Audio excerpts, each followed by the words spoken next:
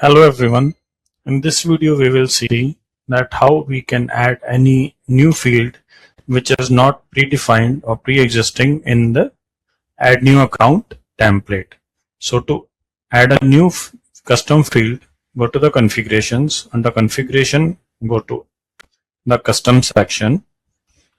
Here click on the hamburger icon and add a custom field. Now under accounts module we have three type of sections: account information, account details, and the address details. So custom field can be added under account information, account details, or any other additional section if user want to create. So let's suppose I need to create a field under account information. I'll give a name as a demo user test to this particular field type. Here user need to select what kind of a field type should be. It should be a drop down list, it should be a date or time picker, or what else.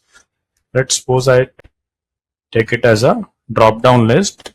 To add the drop down options, click on the plus icons, enter the values for the drop down, and then click on save. Now a custom field has been created, but to make it visible in the accounts template, now go to the accounts, then go to the template, open that particular template under which you want to make that field visible. So whenever a custom field is created, by default it got added in all the templates, making user too easy to choose under what template he want to make it enable. He can just enable it.